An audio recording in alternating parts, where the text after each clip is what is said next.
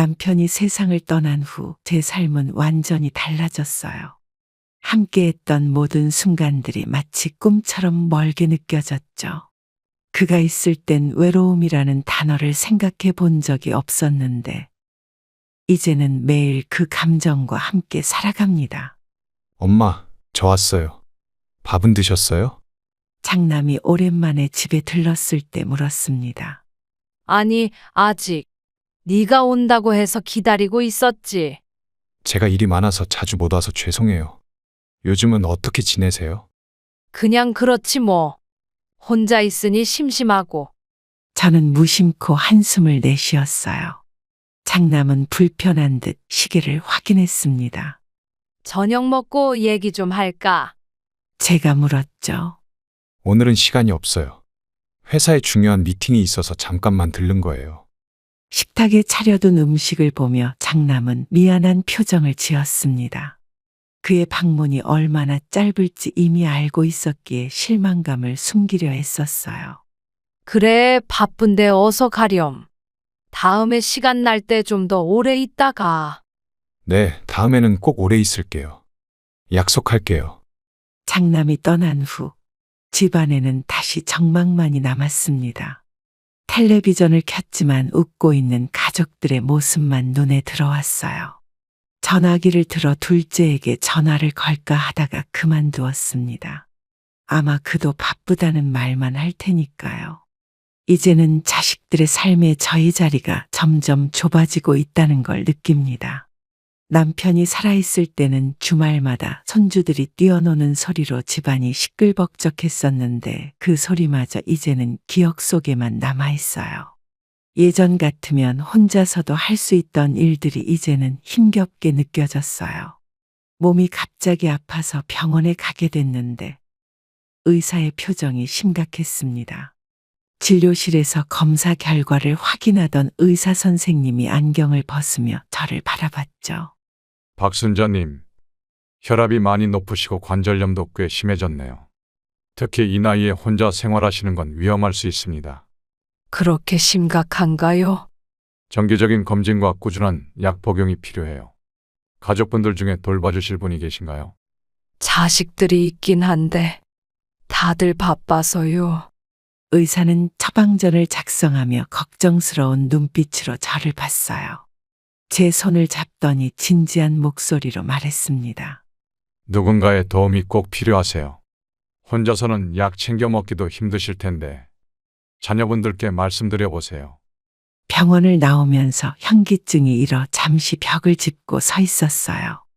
집으로 돌아가는 버스 안에서 창밖을 바라보며 생각했습니다.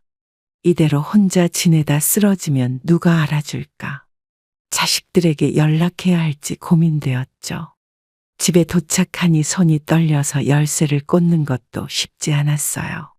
약봉지를 풀어보니 여러 종류의 약들이 들어있었습니다.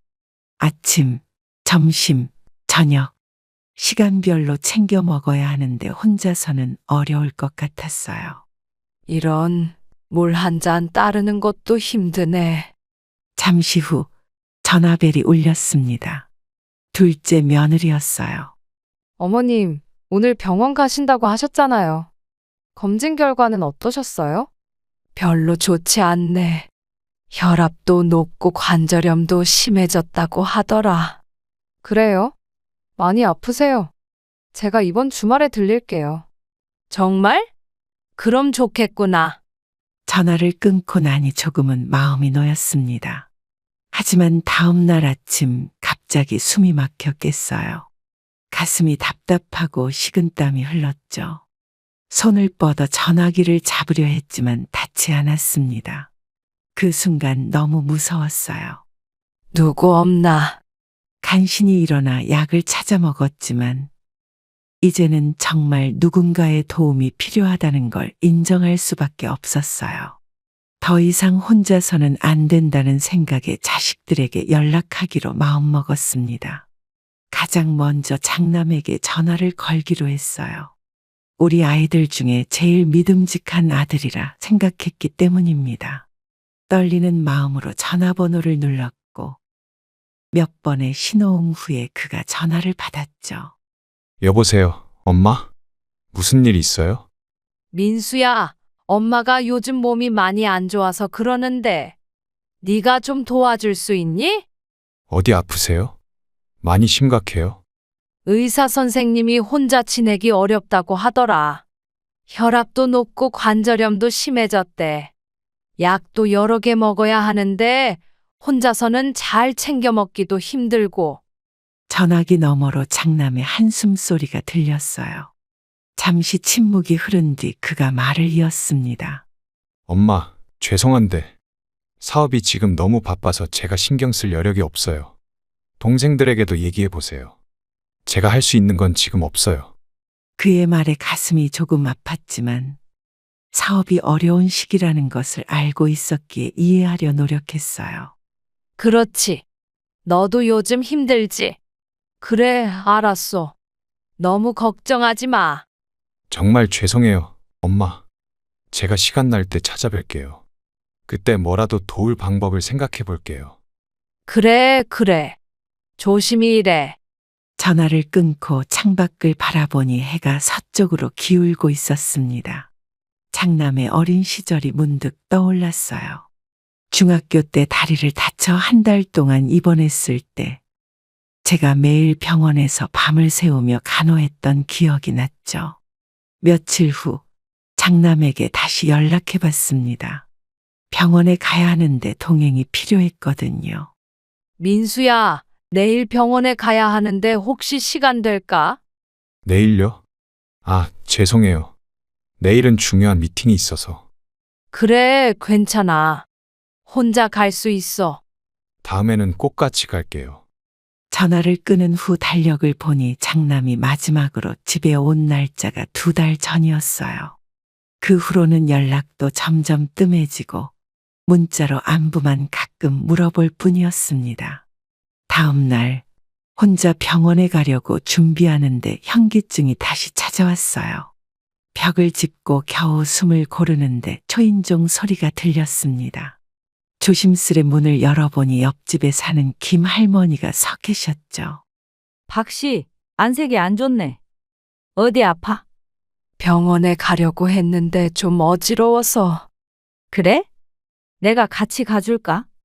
이웃의 따뜻한 제안에 눈물이 날 것 같았습니다. 자식보다 더 가까이에서 챙겨주는 이웃이라니. 장남에게 다시 한번 실망감이 밀려왔지만 표정 관리를 하며 김 할머니와 병원으로 향했어요. 장남이 도움을 거절한 후 저는 둘째 아들에게 전화를 걸었어요. 진호는 장남과 달리 회사에서 직장 생활을 하는 월급쟁이였습니다. 아이들 교육비가 많이 들어간다고 평소에 어려움을 토로하곤 했죠. 진호야, 엄마인데. 지금 통화 괜찮니?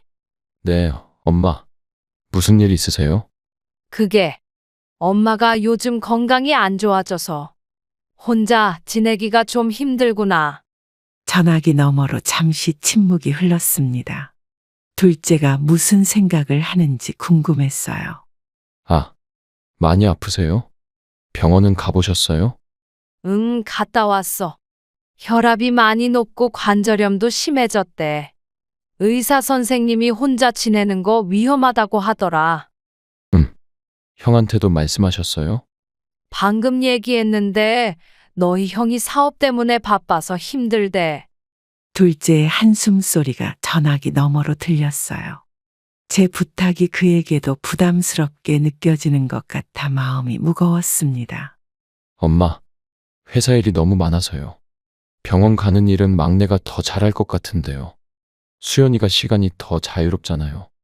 역시나 둘째도 막내에게 떠넘기는군요. 실망감을 숨기려 애쓰며 대답했습니다. 그래, 알았다. 네가 이번 달에 아이들 학원비 많이 들어갔다고 했으니까 수연이한테 물어볼게. 죄송해요, 엄마. 다음 달에는 제가 좀 더 시간 내볼게요. 지금은 정말 회사에서 중요한 프로젝트가 있어서. 전화를 끊고 나니 답답함이 밀려왔어요. 둘째도 장남처럼 돈으로만 해결하려 했습니다.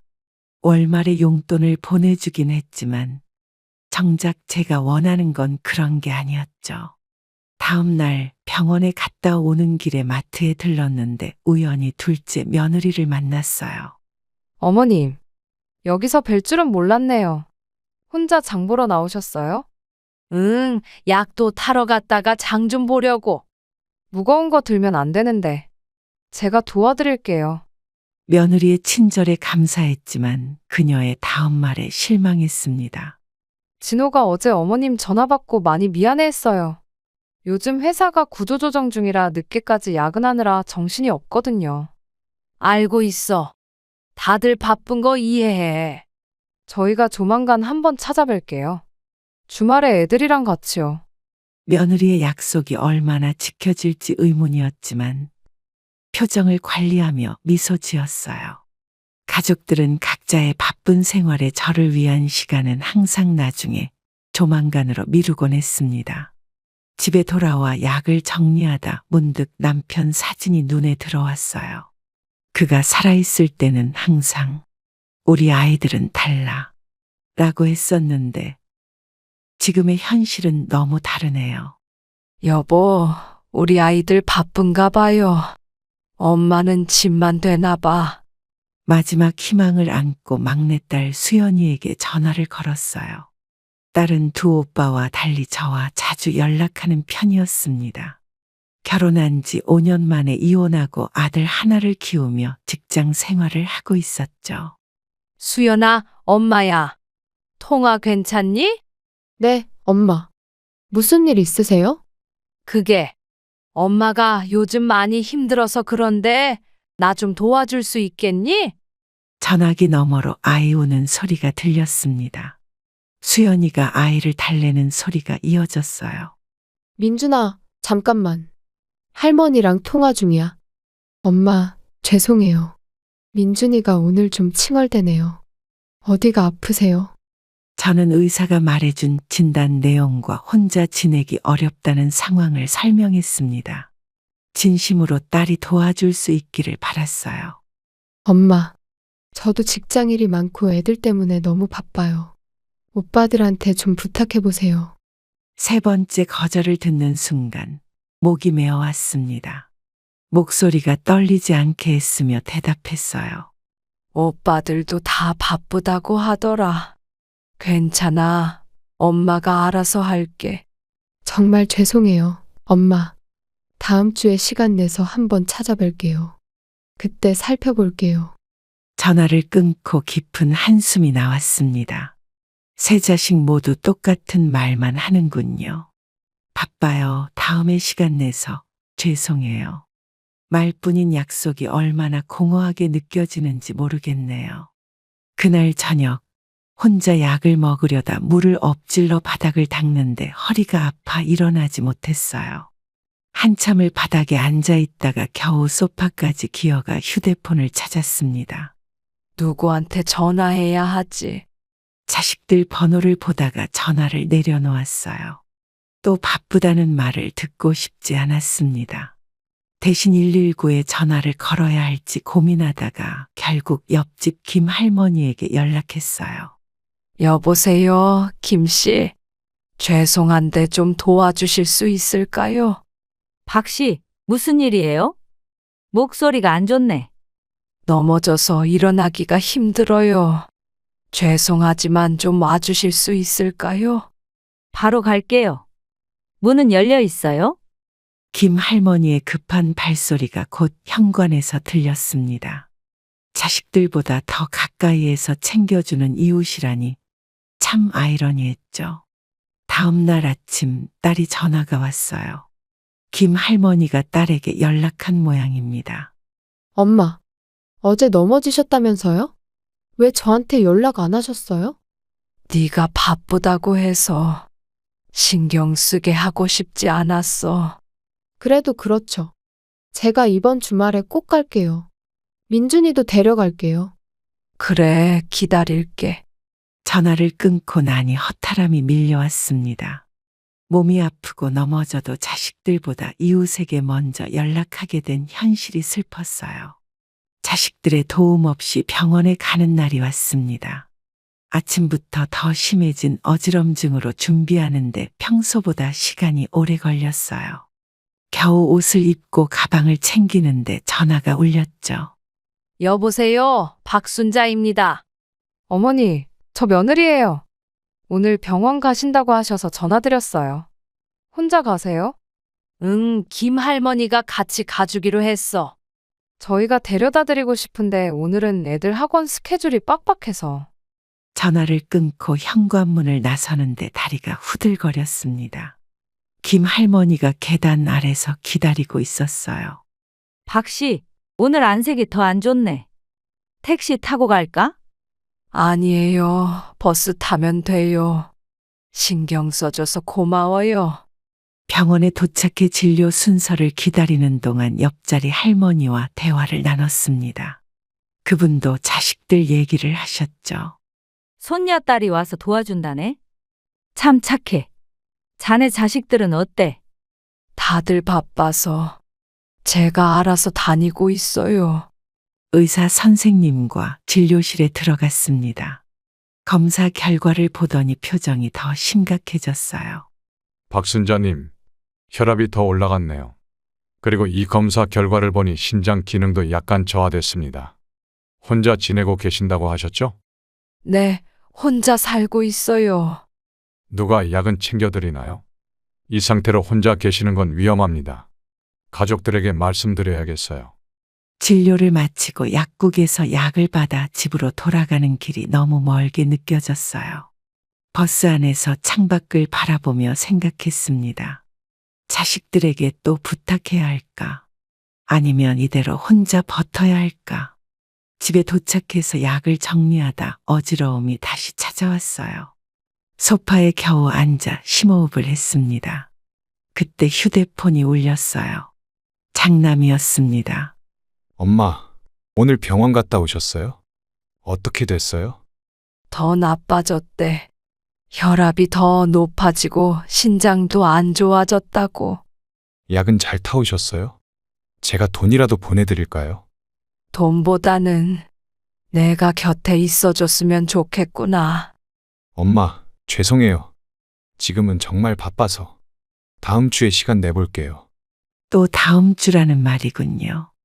얼마나 많은 다음 주가 지나갔는지 모르겠어요. 전화를 끊고 약을 한 알 삼키며 눈물이 났습니다. 내 자식들에게 이렇게 외면받을 줄은 몰랐어요. 저녁 시간, 텔레비전을 켜고 혼자 밥을 먹는데 초인종이 울렸습니다.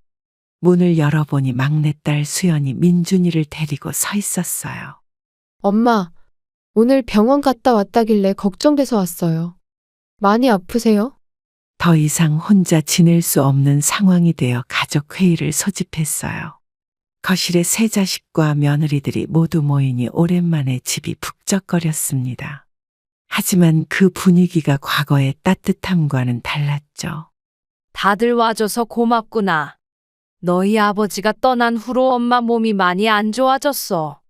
이제는 혼자서 생활하기가 힘들다. 장남이 무겁게 한숨을 쉬더니 말을 꺼냈어요. 엄마, 저도 사업 때문에 바빠서요. 동생들이 조금 더 돌보는 게 맞다고 생각합니다. 그러자 둘째 아들이 그 말을 듣고는 바로 반발했습니다. 얼굴이 붉어지면서 목소리가 커졌어요. 형이 사업을 해서 여유도 있잖아. 난 월급쟁이라 그럴 여유가 없어. 막내딸도 지지 않고 말을 이었죠. 나도 직장 다니고 애들도 봐야 해. 내가 엄마를 다 돌볼 수는 없어. 오빠들이 조금 더 책임져야 하는 거 아니야? 분위기가 점점 싸늘해지기 시작했어요. 자식들은 서로 눈치를 보며 책임을 떠넘기기만 하고 있었습니다. 제 마음이 점점 무거워졌죠. 야, 넌 엄마랑 가장 가까이 살잖아. 네가 돌보는 게 맞지 않냐? 장남이 짜증 섞인 목소리로 막내딸에게 말했어요. 이제는 말다툼으로 번지고 있었습니다. 그럼 내가 다 해야 한다는 거야? 왜 나만 다 책임져야 해? 오빠들은 아무것도 안 할 거야? 둘째 아들도 지지 않고 나섰어요. 그래, 둘이 알아서 타협점을 잘 찾아봐. 나는 돈이라도 보내줄 테니 그 정도면 충분하지 않냐? 오빠, 은근슬쩍 빠지려고 하지 마. 저는 더 이상 참을 수 없었어요. 아이들이 서로에게 책임을 떠넘기며 싸우는 모습을 보니 가슴이 아팠죠. 그만 좀 해라. 너희 때문에 이렇게까지 힘들게 가족 회의를 열었는데 서로 책임 미루는 소리나 하고 있니? 그 순간 모두가 조용해졌어요. 아이들이 제 말을 듣고는 잠시 입을 다물었지만 여전히 서로를 향한 불만이 얼굴에 가득했습니다. 깊은 한숨을 내쉬고 다시 입을 열었어요. 내가 원하는 건 돈이 아니다. 그냥 함께 있어 주길 바라는 것뿐이었어. 아이들은 아무 말도 하지 못했어요. 그들의 침묵이 너무나 고통스럽게 느껴졌죠.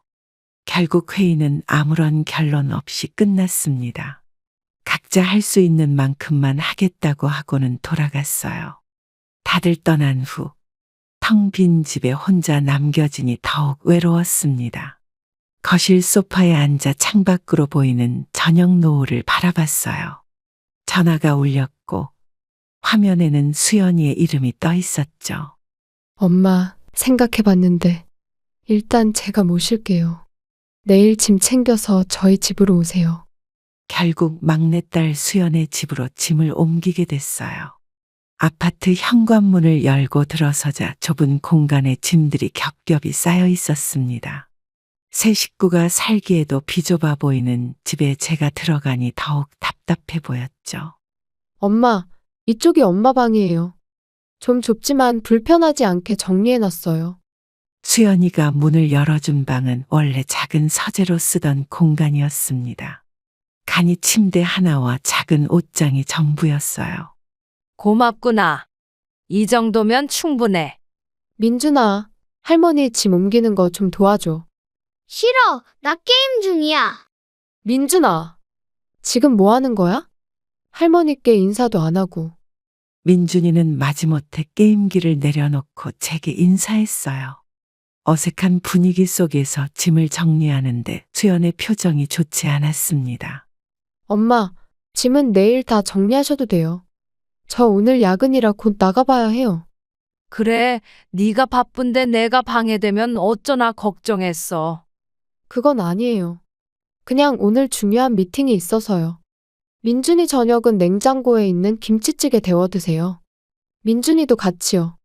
수연이는 서둘러 집을 나갔습니다. 혼자 남은 저와 민준이는 어색하게 거실에 앉아 있었어요. TV를 켜니 민준이도 조금 긴장을 풀었죠. 할머니 배고파요. 그래? 할머니가 저녁 차려줄까?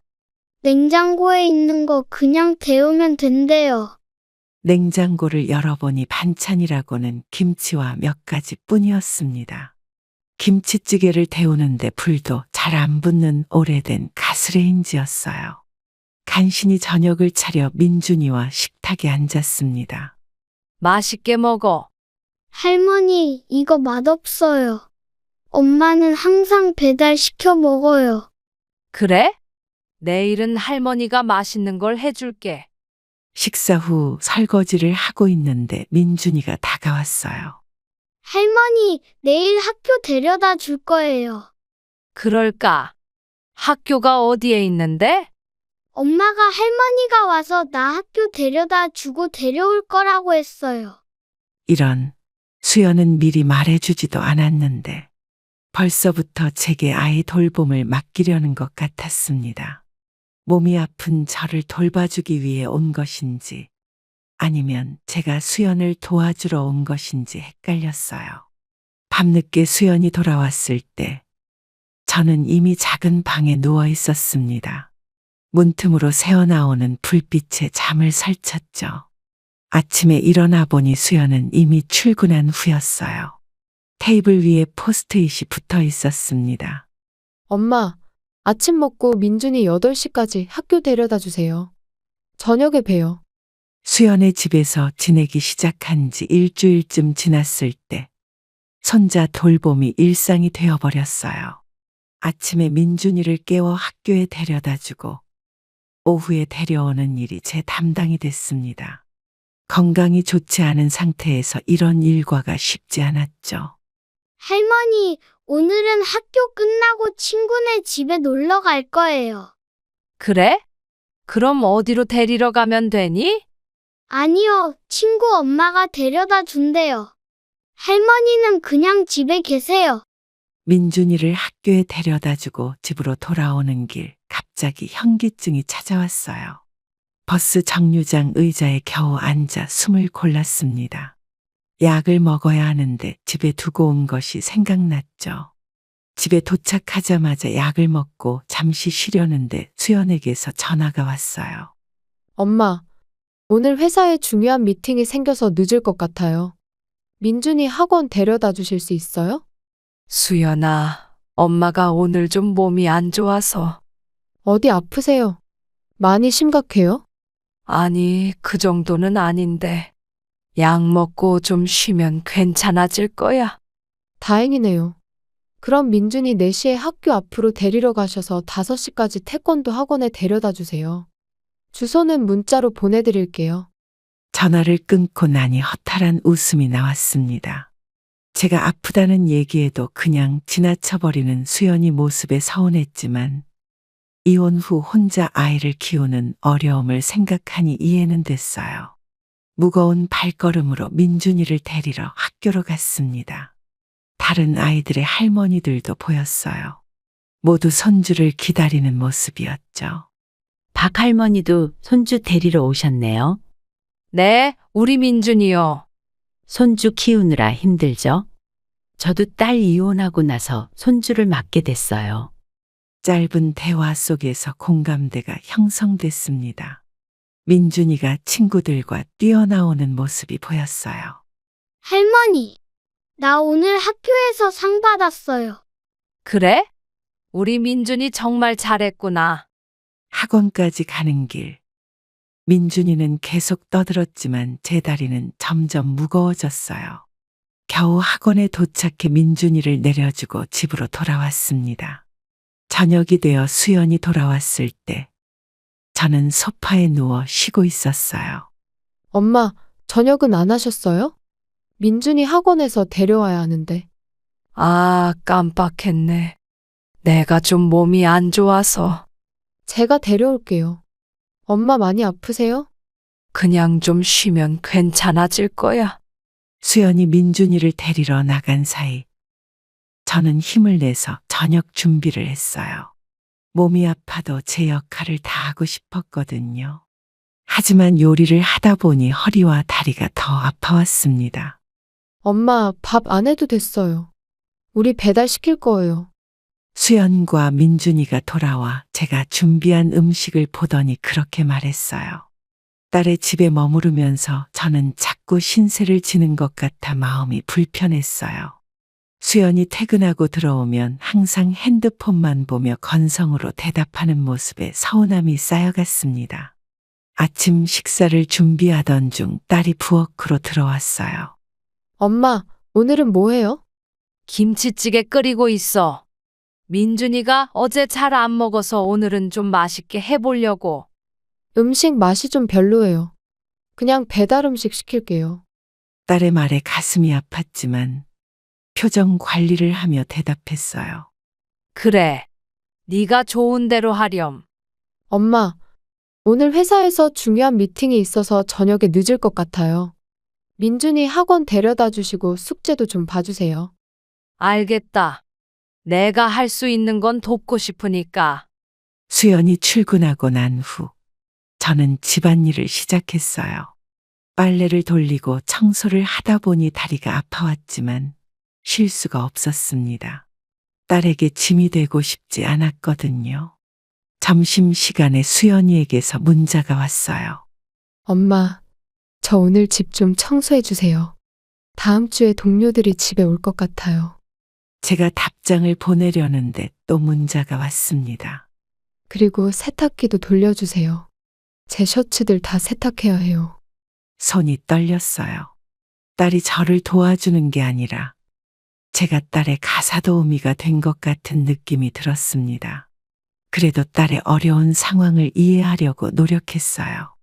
저녁에 민준이를 학원에서 데려온 후 숙제를 봐주고 있었어요. 아이는 집중을 잘하지 못하고 계속 핸드폰 게임만 하려고 했죠. 민준아, 숙제부터 끝내고 게임하자. 싫어요. 할머니가 뭔데 저한테 명령해요. 명령이 아니라 네 공부를 도와주려는 거야. 엄마는 할머니보다 훨씬 편하게 해줘요. 엄마 올 때까지 안 할래요. 민준이의 반항적인 태도에 당황스러웠지만 제 위치가 애매했기에 강하게 나갈 수도 없었어요. 그때 현관문이 열리고 수연이 들어왔습니다. 엄마, 집안일은 다 하셨어요? 응, 다 했어. 근데 민준이가 숙제를 안 하려고 하네. 민준아, 숙제 안 했어? 엄마, 그냥 오늘은 놀게 해줘요. 저 피곤해서 일찍 자야 해요. 할머니 들었죠? 엄마가 놀아도 된대요. 딸은 저를 쳐다보지도 않고 자기 방으로 들어가 버렸어요. 민준이는 승리한 표정으로 게임기를 켰고 저는 한숨만 나왔습니다. 다음 날 아침 더 일찍 일어나 수연이 좋아하는 요리를 해봤어요. 몸은 피곤했지만 딸과의 관계를 개선하고 싶었거든요. 수연아, 일어났니? 네가 어릴 때 좋아하던 된장찌개 끓였어. 엄마, 저 오늘 아침 회식 있어서 회사에서 먹을 거예요. 그렇구나. 그럼 저녁에 먹자. 네. 그런데 엄마, 저 이번 주말에 워크숍 가야 해요. 민준이 좀 봐주실 수 있죠? 딸의 말에 대답하기도 전에 그녀는 서둘러 집을 나갔어요. 식탁에 차려놓은 음식을 바라보며 서글픔이 밀려왔습니다. 이제는 제가 아픈 것보다 딸을 도와주는 것이 우선이 된 현실이 너무 허무했어요.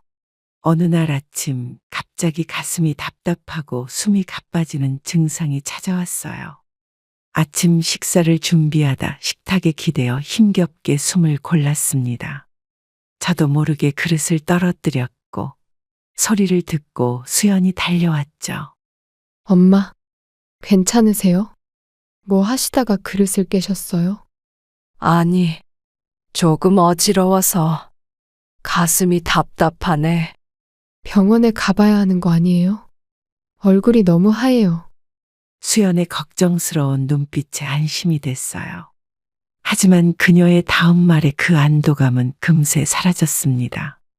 오늘 중요한 회의가 있어서 병원에 같이 못 갈 것 같은데 택시 타고 다녀오실 수 있겠어요? 그래, 내가 알아서 갈게. 진료비는 제가 낼 테니까 영수증 가져오세요. 수연이 출근하고 난 후 겨우 힘을 내어 옷을 갈아입었어요. 약을 먹었지만 여전히 어지러워서 벽을 짚으며 현관까지 나갔습니다. 가방을 확인하니 보험증이 없어 다시 들어가 찾아야 했죠. 병원에 도착해서 접수를 하는데 간호사가 걱정스러운 표정으로 물었어요. 할머니, 혼자 오셨어요. 상태가 많이 안 좋아 보이시는데요. 내 딸이 바빠서. 보호자 연락처라도 알려주세요. 검사 결과에 따라 연락이 필요할 수 있어요. 진료실에 들어가니 의사 선생님이 심각한 표정으로 저를 맞이했습니다. 여러 검사를 받고 결과를 기다리는 동안 수연에게 문자를 보냈어요. 검사 중이야. 결과 나오면 알려줄게. 답장은 오지 않았습니다. 1시간 후 의사가 검사 결과를 들고 들어왔어요. 박순자님, 혈압이 매우 위험한 수준이고 심장에도 무리가 가는 상태입니다. 당장 입원하셔서 치료받으셔야 해요. 입원이요? 그건 안 될 것 같은데. 왜 그러시죠? 지금 상태로는 집에 돌아가시면 위험합니다. 의사의 만류에도 불구하고 저는 결국 응급처치만 받고 약을 처방받아 나왔어요. 시계를 보니 3시 30분. 민준이를 데리러 갈 시간이었습니다. 몸은 천근만근이었지만 약속을 지켜야 했어요. 학교 앞에 도착했을 때 이미 다른 아이들은 대부분 귀가한 후였습니다. 민준이가 불안한 표정으로 서 있었어요. 할머니, 어디 갔다 왔어요? 늦었잖아요. 미안해, 민준아. 할머니가 병원에 갔다 와서. 학원 늦어요. 빨리 가요. 택시를 타고 학원에 가는 길에 수연에게서 전화가 왔어요. 엄마 병원 갔다 오셨어요? 어떻게 됐어요? 의사가 입원하래. 혈압이 너무 높고 심장도 안 좋대. 입원요? 그럼 민준이는 어떡해요? 제가 돌볼 수가 없는데. 전화 너머로 들리는 딸의 목소리에는 제 건강보다 민준이 돌봄에 대한 걱정이 더 커 보였습니다. 그 순간 제가 딸에게 짐만 되는 존재라는 생각이 들었어요. 걱정 마. 그냥 약 타왔어. 민준이도 지금 학원 데려다 주는 중이야. 다행이네요. 오늘도 제가 늦을 것 같아요. 저녁 부탁드려요. 전화를 끊고 민준이를 바라봤어요. 아이는 무표정하게 창밖만 보고 있었습니다. 갑자기 가슴이 아려왔어요. 이렇게 아픈 몸으로 언제까지 버틸 수 있을까 하는 불안감이 밀려왔습니다. 건강이 더 악화되면서 저는 결단을 내려야 했어요. 더 이상 딸의 집에서 손자를 돌보며 지낼 수 없는 상황이었습니다. 아침, 세 자식을 모두 불러 모으기로 결심하고 전화를 걸었죠. 민수야, 엄마인데 이번 주말에 다들 모일 수 있을까? 무슨 일 있으세요? 저 이번에 중요한 계약이 있어서. 건강 문제로 얘기할 게 있어. 살림도 정리하고. 살림요? 혹시 병원비 때문에 그러세요? 장남의 반응이 실망스러웠지만 다른 자식들에게도 연락했어요. 모두 바쁘다는 핑계를 대다가 살림 정리라는 말에 관심을 보였습니다. 주말에 모이기로 했죠. 토요일 아침, 자식들이 하나둘 모이기 시작했어요. 장남이 가장 먼저 도착했습니다. 엄마, 건강은 좀 어떠세요? 수연이가 많이 안 좋다고 하던데. 그래, 의사가 입원하라고 했는데 못 갔어. 왜요? 바로 입원하셨어야죠. 병원비 걱정되셨어요? 아들의 관심이 반가웠지만 그 뒤에 숨은 의도가 느껴지는 것 같았어요. 둘째와 막내도 도착하자 거실에 모두 모였습니다. 엄마, 무슨 말씀 하실 건데요? 둘째가 물었어요. 이제 더는 혼자 지내기 힘들 것 같아. 병원에 입원해야 할 것 같다. 자식들은 서로 눈치를 보며 말을 아꼈습니다. 제가 계속 이야기를 이어갔어요. 병원비 걱정도 되고 앞으로 누가 나를 돌볼지도 생각해 봐야 해서. 병원비는 우리가 나눠서 부담하면 되죠. 장남이 말했어요. 형은 사업하니까 더 많이 내야 할 것 같은데. 둘째가 끼어들었어요. 왜 내가 더 내? 우리 다 똑같이 나눠야지. 형이 더 여유 있잖아. 나는 월급쟁이라 힘들어. 두 아들이 다시 다투기 시작했어요. 수연이는 한숨만 쉬고 있었죠. 제 병원비를 두고 서로 책임을 미루는 모습에 마음이 아팠습니다. 그만. 내가 하려는 말은 그게 아니야. 모두 조용해졌고 저는 깊은 숨을 내쉬었어요. 나한테 더 잘하는 사람한테 재산의 많은 부분을 물려줄 생각이야. 그렇게 알아두렴. 순간 방 안의 공기가 달라졌어요. 자식들의 표정이 확 변했습니다. 엄마, 그동안 제가 소홀했던 것 같아 미안해요. 제가 엄마 모실게요. 장남의 태도가 180도 달라졌어요. 둘째도 다급히 말을 이었죠. 아니에요. 제가 모시는 게 좋을 것 같아요. 형은 사업 때문에 바쁘잖아요. 오빠들, 엄마 지금 우리 집에 계시잖아요. 당연히 제가 모셔야죠. 세 자식이 갑자기 저를 모시겠다고 경쟁하는 모습이 씁쓸했어요. 돈 이야기가 나오니 이렇게 태도가 바뀌는군요. 재산 때문에 갑자기 효도 경쟁을 하는 자식들을 보며 제 마음은 차갑게 식어갔습니다. 알겠어. 일단 내가 병원에 가서 몸부터 추스르고 천천히 생각해 볼게. 서로 눈치를 보던 자식들은 다들 저를 병원에 모시겠다고 나섰어요. 그 모습이 그저 공허하게만 느껴졌습니다. 재산 이야기를 꺼낸 후 자식들의 태도가 180도 바뀌었어요. 다음 날 아침부터 전화가 끊임없이 울렸습니다. 가장 먼저 장남이 전화를 걸어왔죠. 엄마, 오늘 병원에 모시러 갈게요. 제가 큰 병원으로 예약해 놨어요. 그래? 갑자기 왜? 엄마 건강이 제일 중요하죠. 제가 지금까지 너무 소홀했던 것 같아서요. 장남의 전화가 끝나자마자 둘째 전화가 이어졌어요. 목소리에 다급함이 묻어났습니다. 엄마, 형이 전화했어요? 저도 병원 알아봤는데 우리 집 근처 대학병원이 시설이 최고래요. 진호야, 너희 형이 방금 전화했어. 형이 알아봐 줬대. 형이요? 아니에요, 엄마. 형은 바쁘잖아요. 제가 휴가 내서 엄마 병원 다 모실게요. 자식들의 갑작스러운 관심에 머리가 복잡했어요. 막내딸 수연도 문자를 보내왔습니다. 엄마, 제가 오빠들보다 더 가까이 살아서 자주 볼 수 있어요. 저희 집에서 편하게 계세요. 제가 잘 모실게요. 거실에 앉아 자식들의 연락을 하나씩 받으며 한숨이 나왔어요. 현관문 열리는 소리가 들리더니 장남이 들어왔습니다. 엄마, 저 왔어요. 짐 다 챙기셨어요? 오늘부터 우리 집에서 지내세요. 민수야, 이렇게 갑자기 오다니. 짐도 안 챙겼는데. 제가 도와드릴게요. 우리 집이 아파트라 엘리베이터도 있고 훨씬 편하실 거예요. 장남이 짐을 챙기는 동안 현관벨이 울렸어요. 둘째 아들이었습니다. 엄마, 병원 예약했어요. 지금 가시죠. 진호야? 네 형이 방금 왔어. 형이 왜 왔어요? 엄마, 제가 병원 모실게요. 둘이 마주치자 어색한 기운이 감돌았어요. 서로 견제하는 눈빛을 교환하더니 장남이 먼저 말을 꺼냈습니다.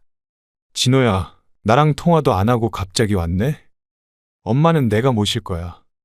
형은 사업 때문에 바쁘잖아. 엄마 제대로 돌볼 시간도 없을 텐데.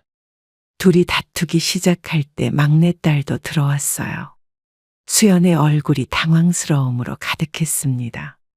오빠들, 다들 웬일로 오셨어요? 수연아, 엄마 이제 우리 집으로 모실 거야. 네? 엄마는 지금 우리 집에 계시는데요.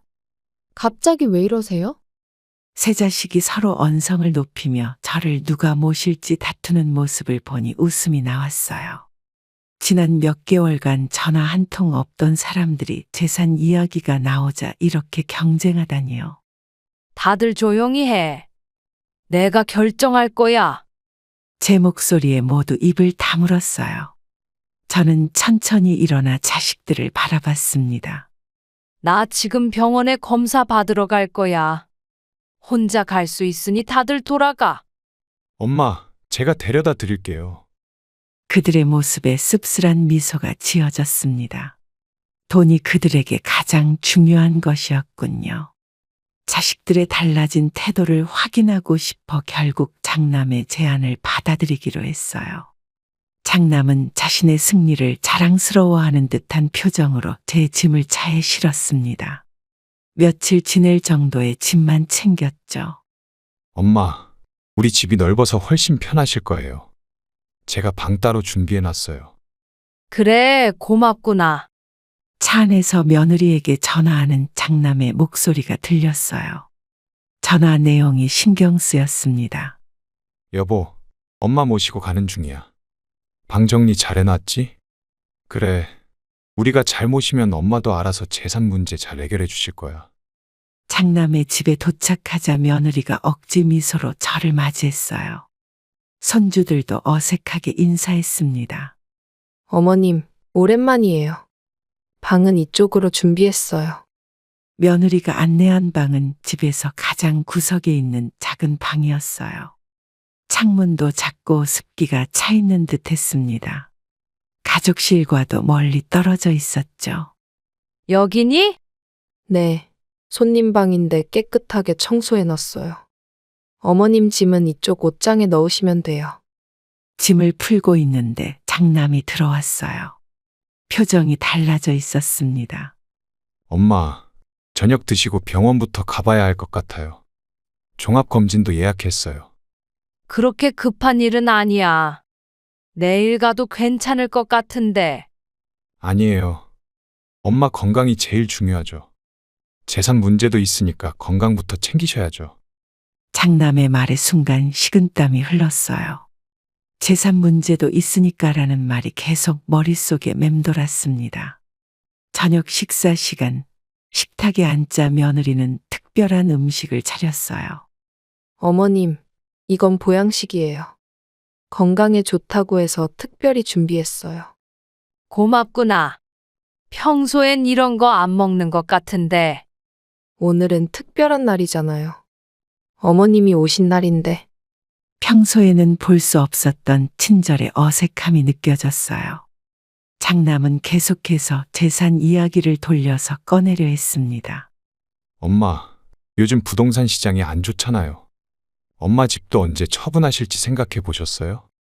아직은 생각 안 해봤어. 내가 아직 살아있는데 왜 그런 걸 생각해? 아니, 그게 아니라 관리가 필요할 것 같아서요. 제가 도와드릴게요. 밤이 되자 화장실을 다녀오는데 거실에서 장남과 며느리가 속삭이는 소리가 들렸어요. 여보, 엄마 재산이 얼마나 될까? 집 말고도 따로 통장이 있을까? 글쎄, 아버지가 돌아가실 때 꽤 남겼다고 하던데. 조심스럽게 알아봐야 할 것 같아. 그들의 대화를 듣고 서글픔이 밀려왔어요. 자식을 위해 평생 희생했는데 결국 그들이 원하는 건 제 재산뿐이었습니다. 장남의 집에서 일주일을 지내보니 그의 진심이 드러나기 시작했어요. 처음에는 친절했던 태도가 점점 달라져 갔습니다. 아침 식사를 준비하던 중 장남이 출근 준비를 하며 거실로 나왔죠. 엄마, 오늘은 저녁에 회사 회식이 있어서 늦을 거예요. 그래, 조심해서 다녀오렴. 참, 냉장고에 있는 반찬들 다 떨어진 것 같은데 장 좀 봐주실래요? 제가 카드 놓고 갈게요. 장남은 카드를 식탁 위에 올려두고 서둘러 나가버렸어요. 며느리도 아이들 등교시킨다며 분주하게 움직였죠. 어머님, 저도 오늘 친목회가 있어서 늦을 것 같아요. 저녁 챙겨 드시고 아이들도 좀 봐주세요. 그럼 저녁은 어떻게 하면 좋을까? 냉장고에 있는 거 드시거나 알아서 해 드세요. 애들은 학원 끝나면 8시쯤 올 거예요. 모두 출근하고 집에 혼자 남자 허탈함이 밀려왔어요. 이곳에 온 건 제가 아프니까 돌봄을 받으려는 거였는데 오히려 제가 집안일을 하고 손주들을 돌보는 상황이 됐습니다. 어렵게 마트에 다녀와 장을 봤어요. 무거운 장바구니를 들고 오다가 현기증이 일어 잠시 길가에 앉아야 했죠. 집에 돌아와 음식을 준비하고 청소까지 마쳤는데 몸의 기운이 다 빠진 느낌이었습니다. 저녁에 장남이 불쑥 전화를 했어요. 엄마, 애들 학원 마치고 집에 잘 들어갔어요? 응, 방금 들어왔어. 지금 간식 먹이고 있어. 저희 좀 더 늦을 것 같아요. 엄마가 애들 숙제도 좀 봐주세요. 전화를 끊고 한숨이 나왔어요. 손주들은 저를 할머니라기보다 가정부처럼 대했습니다. 할머니, 물 가져다 주세요. 손주들의 요구를 들어주며 저는 남편 사진을 바라봤어요. 정말 내가 이러려고 여기 왔나 싶었습니다.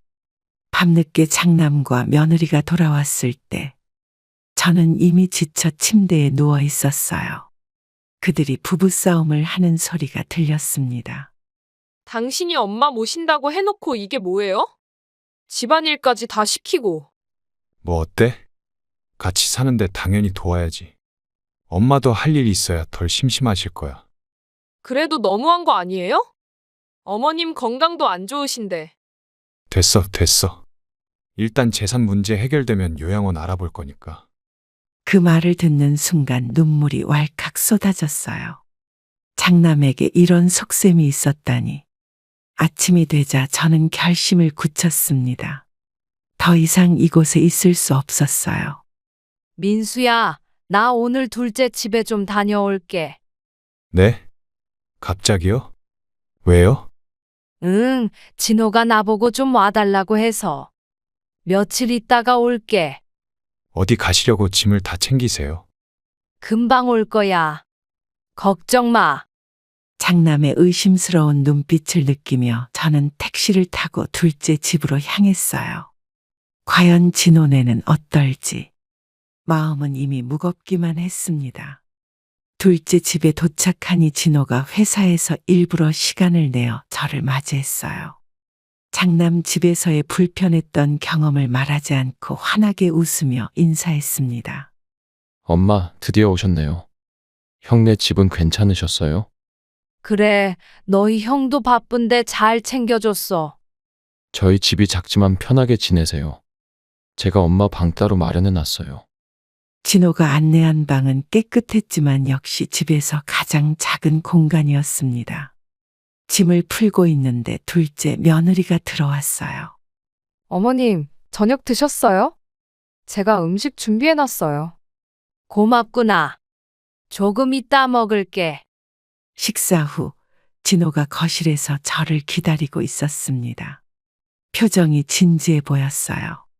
엄마, 사실 제가 엄마 오시기 전에 변호사랑 상담했어요. 변호사? 무슨 일 있니? 아니요. 엄마 재산 관리하는데 도움이 될 것 같아서요. 엄마 명의로 된 부동산이나 통장 정리하는 건 어떨까 해서.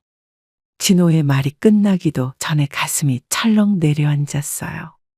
역시 둘째도 재산만 노리고 있었던 거군요. 진호야, 그런 건 아직 생각 안 해봤어. 내가 아직 정신도 멀쩡한데.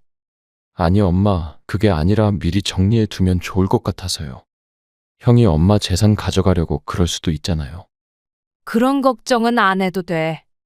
내가 알아서 할 테니까. 대화가 어색하게 끝나고 방으로 돌아왔어요. 밤중에 화장실에 가려고 나왔다가 진호와 며느리의 대화를 듣게 됐습니다. 여보, 형보다 우리가 더 잘 모셔야 해. 엄마가 재산 얘기는 피하시는 것 같던데. 그래, 내일부터 더 신경 써서 모셔. 형님도 늘 전화해서 엄마 어떻게 지내시냐고 물어봐. 경쟁하는 것 같아. 그들의 대화를 들으니 더 서글퍼졌어요. 며칠이 지나자 둘째 며느리도 점점 본색을 드러내기 시작했습니다. 아침부터 저에게 집안일을 부탁했어요. 어머님, 저 오늘 회사에 일찍 가봐야 해서. 아이들 아침 챙겨주실 수 있으세요? 그래, 내가 해줄게. 그리고 오늘 손님이 올 것 같아서 집안 청소도 좀 부탁드릴게요. 일주일 만에 저는 둘째 집에서도 가정부 신세가 됐습니다. 약을 먹어야 할 시간에 진호에게 연락했지만 그는 바쁘다며 받지 않았어요. 엄마, 지금 중요한 회의 중이라 통화 어려워요. 나중에 전화할게요. 약국에 혼자 가려고 현관문을 열었을 때 진호가 전화를 걸어왔습니다. 엄마 어디 가세요? 집에 안 계세요? 약이 떨어져서 약국에 좀 가려고. 혼자 나가시면 안 돼요. 집에서 기다리세요. 제가 퇴근하고 사다 드릴게요. 처음에는 그의 걱정이 감동적으로 느껴졌지만 곧 다른 이유가 있다는 걸 알게 됐어요. 그날 저녁 진호가 귓속말로 며느리에게 하는 말이 들렸거든요. 엄마가 밖에 다니시면 형이 데려갈 수도 있잖아. 집에만 계시게 해. 자식들이 서로를 의심하고 견제하는 모습이 점점 더 노골적으로 드러났어요. 어느 날 장남이 갑자기 둘째 집에 찾아왔습니다. 현관문 열리는 소리에 거실로 나가보니 진호와 장남이 언성을 높이며 다투고 있었죠. 야, 네가 왜 엄마를 데려갔어? 우리 집에 계시기로 했잖아. 형, 엄마가 우리 집에 오고 싶다고 하셨어. 형이 바빠서 엄마 제대로 못 돌본다며? 두 아들은 저를 보고도 싸움을 멈추지 않았어요. 마치 제가 물건이라도 된 것처럼 다투는 모습에 가슴이 아팠습니다. 엄마, 우리 집으로 다시 가시죠. 제가 이번엔 제대로 모실게요. 형, 이제 와서 그런 말 하지 마. 엄마 여기서 편하게 지내고 계셔. 진호의 말에 장남이 비웃으며 대꾸했어요. 편하게?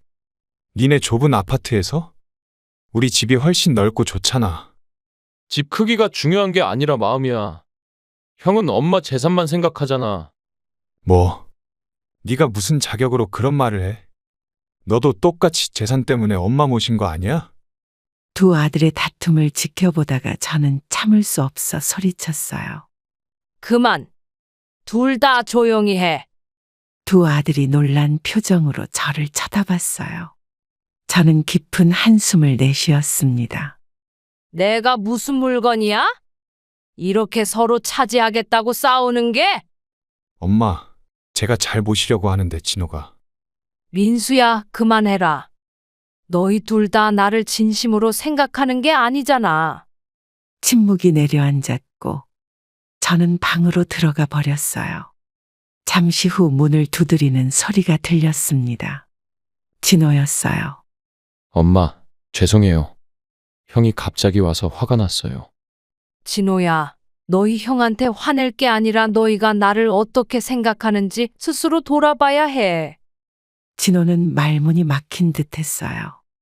그가 나간 후 장남이 들어왔습니다. 엄마, 저랑 같이 가요. 지금 짐 챙겨서. 가지 않을 거야. 너희 형제가 재산 때문에 나를 이용하는 거 너무 뻔히 보여. 장남은 당황한 표정을 지었어요. 그의 눈빛에서 계산적인 모습이 느껴졌습니다. 그게 아니에요, 엄마. 진짜 엄마가 걱정돼서. 더 이상 거짓말하지 마. 나 혼자 있고 싶어. 장남이 나간 후 저는 창밖을 바라보며 생각에 잠겼어요. 자식들이 서로 저를 차지하려는 게 사랑 때문이 아니라 재산 때문이라는 현실이 너무 아팠습니다. 다음 날 아침, 진호가 출근하기 전에 조심스레 다가왔어요. 엄마, 어제는 정말 죄송해요. 형이 갑자기 와서. 진호야, 나 오늘 수연이네 갈 거야. 네. 갑자기요? 불편한 거라도 있으세요? 아니, 그냥 막내도 좀 만나보고 싶다. 자식들의 진심을 확인한 후 제 마음은 완전히 식어버렸어요. 결단을 내릴 시간이었습니다. 둘째 집에서 짐을 챙겨 나와 막내에게 미리 연락도 하지 않고 제 원래 집으로 돌아갔어요. 현관문 열쇠를 넣고 돌리니 오랜만에 찾은 제 집이 낯설게 느껴졌죠. 집이 먼지투성이네. 집 안을 둘러보며 한숨이 나왔어요. 짐을 풀고 잠시 쉬는데 전화가 울렸습니다. 장남이었어요. 엄마, 어디 계세요? 진호가 엄마가 나가셨다고 연락했어요. 내 집에 왔어. 혼자 있고 싶어서. 갑자기 왜요? 몸도 안 좋으신데 혼자 계시면 어떡해요? 장남의 걱정스러운 목소리가 거짓처럼 들렸어요. 둘째도 연이어 전화를 걸어왔습니다. 엄마, 왜 말도 없이 가셨어요? 제가 뭐 잘못했어요? 아니다, 그냥 내 집이 그리워서 왔어. 막내도 소식을 들었는지 전화가 왔어요. 엄마, 집에 가셨다고요? 제가 지금 바로 갈게요. 안 와도 돼. 나 혼자 있고 싶어. 세 자식 모두의 전화를 끊고 나니 고요함이 찾아왔어요. 그동안 자식들의 집을 전전하며 느꼈던 서러움과 실망감이 한꺼번에 밀려왔습니다. 저는 큰 결심을 하게 됐어요. 1시간 후 초인종 소리가 들렸습니다. 문을 열어보니 세 자식이 모두 와 있었어요. 엄마, 갑자기 왜 이러세요? 몸도 안 좋으신데. 장남이 걱정스러운 표정으로 물었지만 그 눈빛 속에는 다른 감정이 숨어 있었죠. 들어와. 너희들한테 할 말이 있어. 거실에 다 같이 앉자 무거운 침묵이 흘렀어요. 저는 깊은 숨을 들이쉬고 말을 시작했습니다. 내가 너희를 키우느라 평생을 바쳤는데 이제 늙고 병들자 나를 어떻게 대했는지 알아? 돈 때문에 경쟁하고 서로 책임을 미루고. 엄마, 그게 아니라. 말 끝까지 들어. 난 더 이상 너희에게 기대지 않기로 했다. 내 힘으로 살 거야. 갑자기 무슨 말씀이세요? 엄마 건강도 안 좋으신데. 요양원에 들어가기로 결정했어다. 내일 가서 상담받을 거야. 자식들의 표정이 순간 굳었어요. 서로 눈치를 보다가 장남이 조심스레 입을 열었습니다. 요양원이요? 그런데 집과 재산은 어떻게? 역시 재산 이야기가 나오는군요. 저는 미소를 지으며 대답했어요. 나를 진심으로 생각하는 사람에게 물려주려고 했는데 그런 사람이 없더라. 그래서 일부를 기부하기로 했다. 기부요? 엄마, 농담하시는 거죠? 새 자식의 얼굴이 하얗게 변했어요. 제 말이 농담이 아니라는 걸 알아차린 듯 했죠. 자식들에게 재산을 기부하겠다고 선언한 후 거실은 순간 얼어붙은 듯 했어요. 가장 먼저 반응한 건 장남이었습니다. 그의 얼굴이 불그락푸르락 변하더니 목소리가 떨리기 시작했죠. 엄마, 그건 너무하신 거 아니에요? 우리가 지금까지 엄마를 위해서. 뭘 위해서? 너희들이 나를 위해 한 게 뭐가 있니? 둘째도 당황한 얼굴로 끼어들었어요. 손을 들어 형을 막더니 부드러운 목소리로 말했습니다. 엄마, 조금 흥분하신 것 같은데 천천히 다시 생각해 보세요.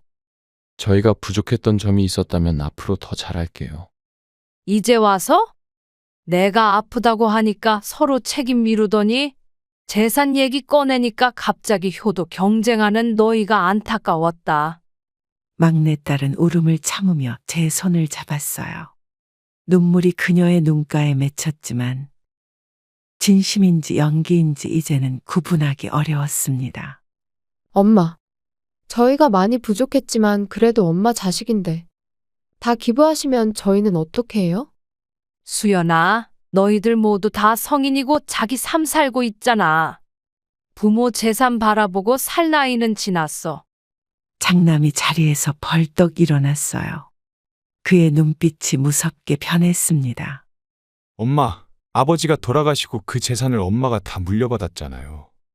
그건 우리 가족 재산이에요. 사회에 기부하면 안 돼요. 민수야, 그 돈은 내 돈이다.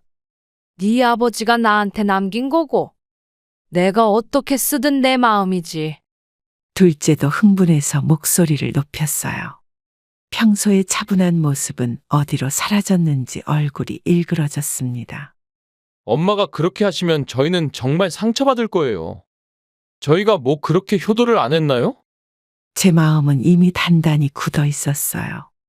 자식들이 재산 때문에 이렇게 달라지는 모습을 보니 더욱 확신이 들었습니다. 이미 변호사와 상담했다.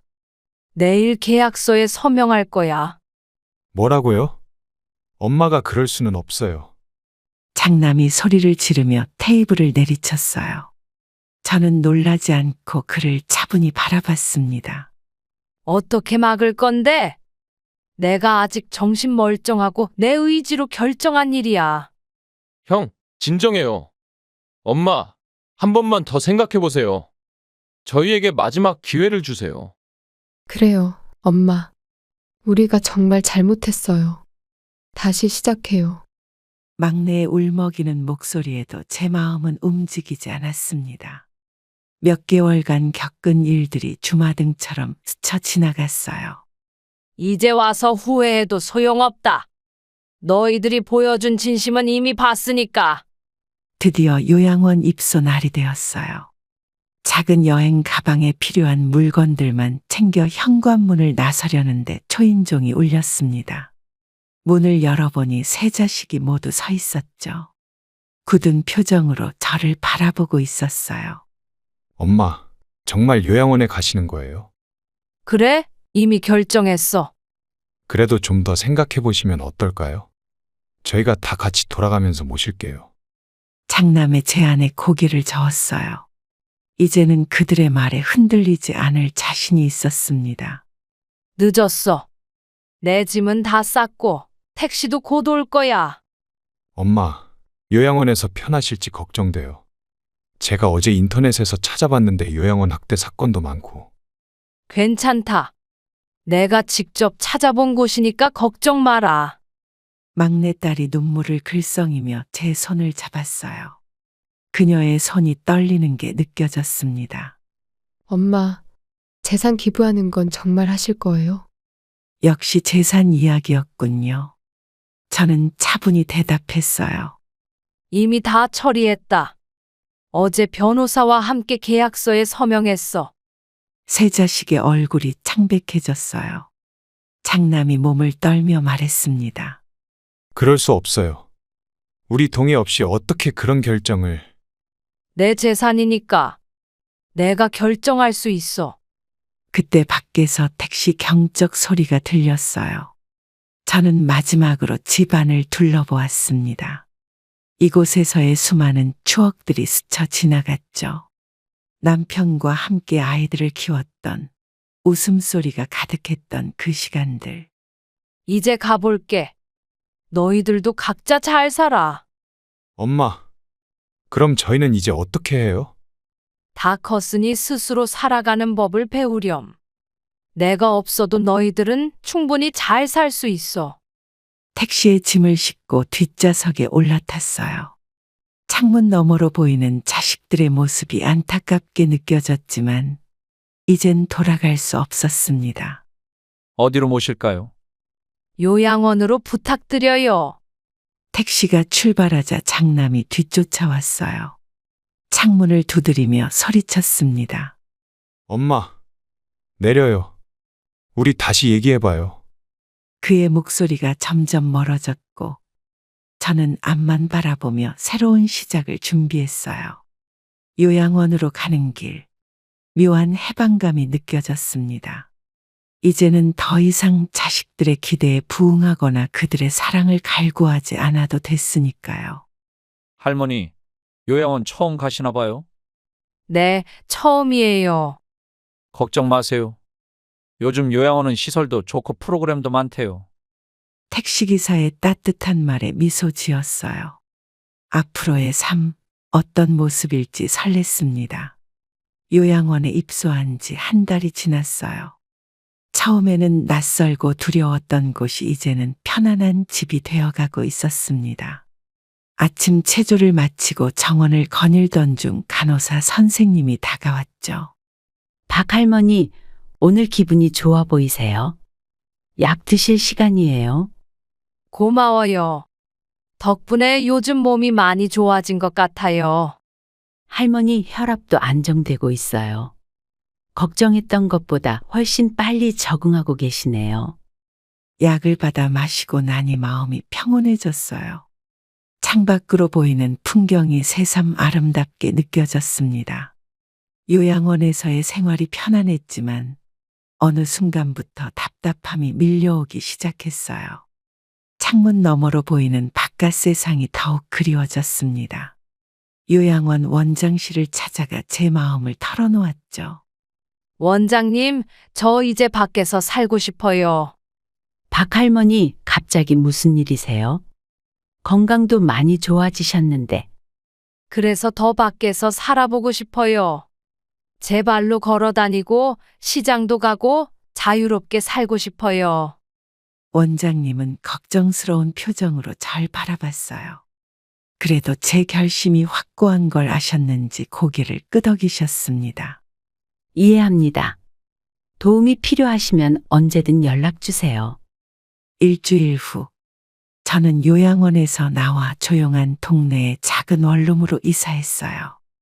집은 작았지만 제 마음대로 꾸밀 수 있어 행복했습니다. 아침이면 일찍 일어나 동네 공원을 산책하게 됐죠. 아이고, 새로 이사 오신 분이시죠? 혼자 사세요? 공원 벤치에 앉아 있는데 내 또래의 할머니가 말을 걸어왔어요. 친절한 미소가 인상적이었죠. 네, 얼마 전에 요양원에서 나와서 혼자 살게 됐어요. 저랑 비슷하네요. 저도 몇 년 전에 남편 떠나고 혼자 살기 시작했어요. 이름이 김수님이에요.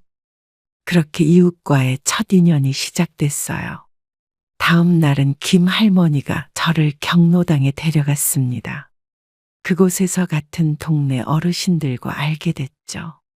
여기 새로 오신 분이에요. 박순자 씨라고 하세요. 어서 오세요. 우리 동네는 정이 많아요. 외롭지 않을 거예요. 경로당에서 만난 이웃들과 함께 점심도 먹고 화투도 치며 즐거운 시간을 보냈어요. 웃음소리가 끊이지 않았습니다. 자식들에게 느끼지 못했던 따뜻함을 이웃들에게서 느꼈죠. 그 사이 자식들에게서 연락이 계속 왔어요. 문자 메시지, 전화, 심지어 찾아오기도 했지만 저는 그들을 만나지 않았습니다.